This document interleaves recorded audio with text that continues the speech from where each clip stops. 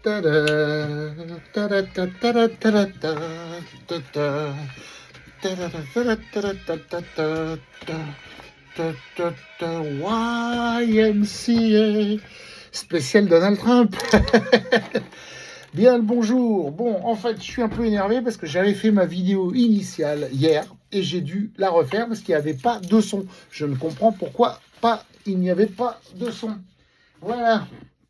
Donc, comme je disais, spécial Donald Trump. Grosse analyse de ma part, et c'est là où j'ai besoin de vous, j'ai besoin de votre opinion, de vos avis. Est-ce que moi, personne votant à droite en France, aurait voté pour Donald Trump? Voilà, c'est ma question. Je la pose, ça fait 3 jours que ça tourne en rond dans ma tête. 3 jours, j'en parle à des clients, j'en parle à des amis. Je n'ai pas la réponse. Je n'ai pas la réponse parce que les États-Unis ne sont pas la France. On l'a bien vu.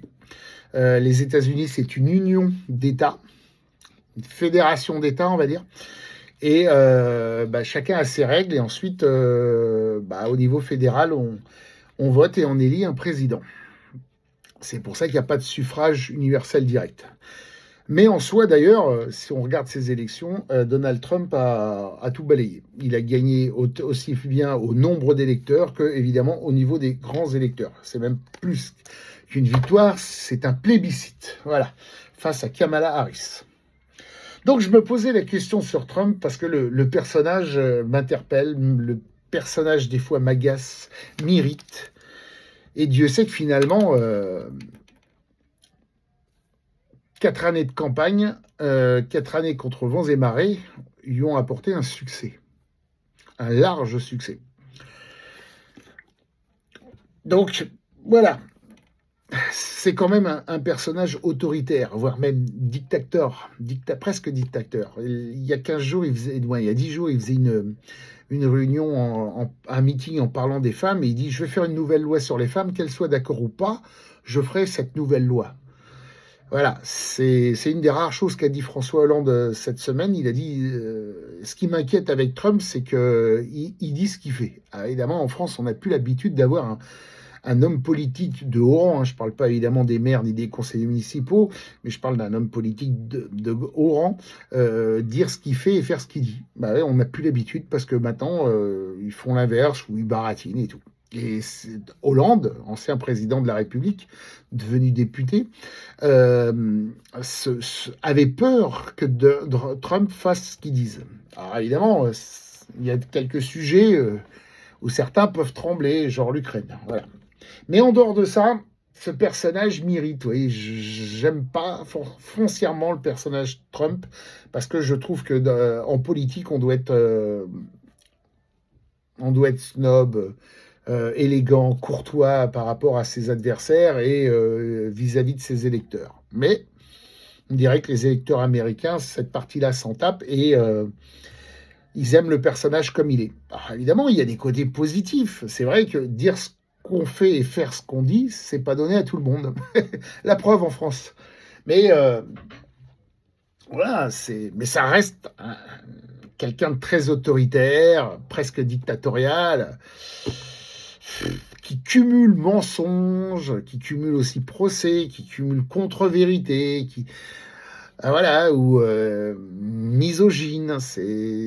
Voilà, donc d'où ma question. Et c'est vrai que c'est une question qui m'interpelle énormément parce que derrière, il y a un super résultat. Il a mis des pilules à Kamala Harris, mais lui, il est au Concorde, elle est en Cessna, vous voyez. Et avec pas mal de mensonges, genre elle est communiste, elle est de gauche. Non, la gauche n'existe pas aux États-Unis. Kamala Harris, si on devait la placer sur notre échiquier politique, elle serait au niveau de Laurent Wauquiez. Et si on devait placer Donald Trump, il serait, mais oh là là, mais très très loin à droite de Marine Le Pen. Ça serait une enfant de cœur, Marine Le Pen, à côté de Donald Trump. Pourtant, ça marche. Et c'est ça qui est paradoxal. C'est très agressif, très arrogant, très impoli, et pourtant ça marche. Alors, je pense que on nous a beaucoup menti en France, où on a usurpé la vérité, où on l'a dissimulée peut-être. C'est-à-dire que personne, à part C8 et CNews depuis quelque temps, personne n'a donné Trump vainqueur. Mais le summum du summum, c'est que personne nous a dit que c'était assez serré, qu'il était en avance. Non, non, c'était toujours Kamala Harris qui était en avance en France et jamais Donald Trump. Et résultat des courses, on s'aperçoit qu'en dehors des grandes villes, tout le monde a voté Trump. Et c'est quand même un plébiscite et c'est quand même un énorme score. C'est incroyable. C'est assez incroyable. Alors moi, ce qui m'inquiète aussi quand même, c'est les points dans certains secteurs de votants qui m'interpellent, comme par exemple Kamala Harris, qui n'a pas le vote de la communauté noire, car encore moins les votes de la communauté hispanique. C'est Kamala Harris qui fait 5 points de moins sur le vote des femmes, alors qu'elle avait un programme où elle défendait largement plus le droit de la femme que Donald Trump.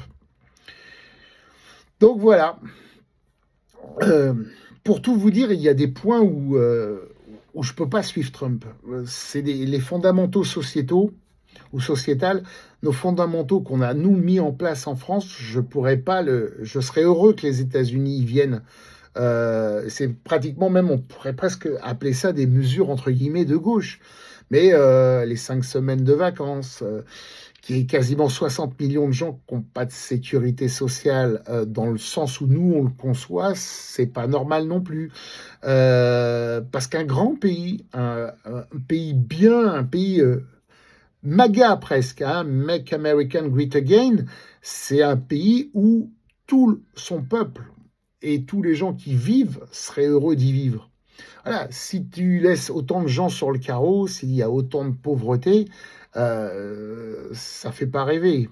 Ça fait pas rêver, c'est quand même un gros caillou dans la chaussure. Et donc, il y a des fondamentaux, je ne reviendrai pas, Trump est revenu sur l'avortement, ça, non. Non, parce que premièrement, c'est un homme. Et deuxièmement, on n'est pas dans le corps d'une femme, on ne peut pas savoir ce que c'est que de prendre la décision de perdre un enfant. Voilà, et peu importe la raison. Ce que je veux dire, c'est Simone Veil qui a un parcours exceptionnel en France. Si elle a promu cette loi, même contre vents et marées et contre beaucoup de catholiques intégristes, on va dire, à l'époque, et on va dire un parterre de politique qui n'était pas du tout apte à concevoir ni à percevoir ce choix de laisser le choix à la femme d'avorter ou non, c'est grand. Et ça serait à la grandeur des États-Unis de ne pas y toucher. Alors on voit bien que par État, ils y retouchent. C'est pas terrible. Ce que je veux dire, on est au 21e siècle. Il faut aussi comprendre ça. Et il faut aussi faire admettre que le public n'a pas à gérer la vie privée. Elle peut la réglementer, mais pas la gérer. C'est-à-dire que je trouve que ça, c'est des décisions qui relèvent vraiment de la vie privée. Et je trouve que c'est une ingérence quand même de l'administration de rentrer dans le choix ou non d'avorter, de faire un état. En plus, c'est un peu ambigu, puisque si tu vas à celui d'à côté, tu peux le faire, et celui d'en dessous, tu peux le faire, et celui où tu es, tu peux pas le faire. C'est un peu débile. C'est comme si nous, on n'avait pas le droit de le faire en France et qu'on allait en Belgique. Vous voyez. Ça paraît assez débile. Voilà. Et évidemment, je reviendrai pas non plus sur le mariage pour tous. Parce que en ce moment, si je vois ce qu'on parle, on dit que c'est la défaite des woke. Oui, sauf que les woke sont pas forcément gays.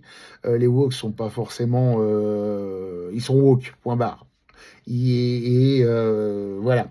Et puis depuis la nuit des temps, des hommes ont aimé des femmes ont aimé des hommes, mais aussi des hommes qui ont aimé des hommes et des femmes qui ont aimé des femmes. Donc entre guillemets, même si religieusement ça passe pas, ce qui peut se comprendre religieusement, c'est un acquis civique. Donc c'est un peu bête que les États-Unis, qui sont quand même le pays de la liberté, ne suivent pas ces tendances. Je dis pas, encore une fois, je dis pas dans le wokisme ou des choses comme ça, parce que faut pas pousser à l'extrême, mais être fédérateur et avoir une attitude, comment dire, ouverte. Voilà. Alors le seul point où, entre guillemets, j'aurais peut-être un point de litige ou un point d'interpellation plus, évidemment, c'est sur la peine de mort, parce que nous l'avons aboli en 1981, Robert Badinter et François Mitterrand. Et sur la peine de mort, il est vrai que statistiquement, ça dissuade pas les gens de commettre des délits et ça n'a pas de réel impact. Alors certains les États la gardent. Je pense que Trump est pour la peine de mort. Moi, je n'y serais pas favorable parce que voilà. Bon, enfin bref, c'est vraiment un point où on n'a jamais tout est équilibré, où il y a c'est un 49-51. Ah, c'est pas, voilà, c'est un sujet où en fait, il faudrait pas le remettre sous le tapis. Voilà, on prend une décision, on s'y tient point barre, on ne la remet pas sur le tapis. Et c'est vrai que des États qui l'ont aboli et d'autres États qui l'ont maintenu, c'est vrai que c'est pas, ça fait pas unitaire.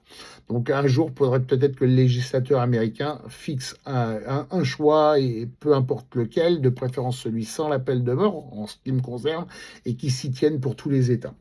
Voilà. Ça, c'est vraiment les points où je trouve que Trump, j'aurais pas voté pour Trump. Mais c'est vrai que d'un autre côté, c'est là où je suis toujours incertain quant à ce choix. Mais je pense que non, mais bon. C'est pour ça que je vous en parle. Je pense que sur le point du patriotisme, de la fierté, des valeurs, je pense que là, par contre, on a des leçons à tirer de lui. Voilà. Autant, c'est ça qui est ambigu. C'est autant il peut être impoli, mais tout en défendant ses compatriotes et son drapeau et ses valeurs et son protectionnisme. Et autant là, on devrait le faire en Europe. Ouais.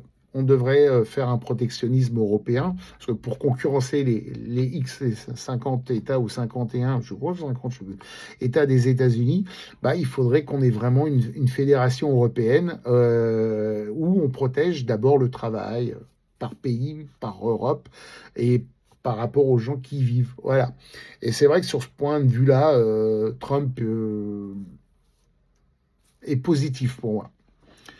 Voilà, je ne sais pas quoi en penser. Je ne sais pas encore en penser parce que c'est encore une fois, tout était donné pour Kamala et finalement c'est renversement total et il arrive avec une énorme avance et je crois que la presse mondiale et surtout la presse française était au courant et je pense, sans tomber dans la théorie du complot, je pense qu'ils n'ont pas perçu, ils n'ont pas voulu peut-être communiquer sur le fait que Donald Trump allait gagner parce que la presse française, qui est totalement à gauche, n'y croyait pas une seconde et voilà, c'était. Et puis le soir même, boum, ça tombe. Le lendemain matin, ça tombe. Et là, tout le monde est dénu. Tout le monde y va de sa petite phrase.